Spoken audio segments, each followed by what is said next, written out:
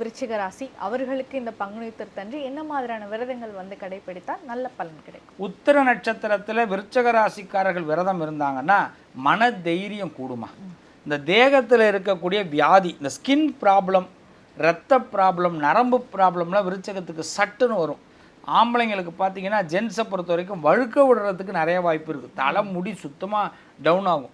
அதனால் வந்து பார்த்திங்கன்னா உத்திரத்தில் விரதம் இருக்கும் பொழுது தலையெழுத்தையும் கொஞ்சம் தலையில் இருக்கிற முடியையும் ஆண்டவன் மாற்றி அமைப்பான். ஆமாம், கண்டிப்பாக. அதனால் விருச்சிக ராசிக்காரர்களுக்கு பிளட்டு சம்மந்தப்பட்ட வியாதிகள், ஸ்கின் சம்மந்தப்பட்ட வியாதிகள், அதுமாரி வந்து முடி சம்மந்தப்பட்ட ப்ராப்ளங்கள்லாம் ஆண் பெண் 2 பேருக்குமே கண்டிப்பாக விலகும். நல்ல முன்னேற்றம் ஏற்படும் உத்திரத்தில் விரதம் இருக்கும்போது. இன்னும் முக்கியமாக பார்த்தீங்கன்னா சந்தனாபிஷேகம் முருகனுக்கு செஞ்சு பார்க்கணும் இந்த விருச்சிக ராசிக்காரர்கள். பஞ்சாமிர்த அபிஷேகம், பாலாபிஷேகம் தான் எல்லாருக்கும் சொன்னேன். இவங்க சந்தனாபிஷேகம் பண்ணி பார்க்கணும், ரொம்ப சிறப்பு உண்டாகும். ஏன்னா கூலிங் ஆகுவாங்க. Okay sir.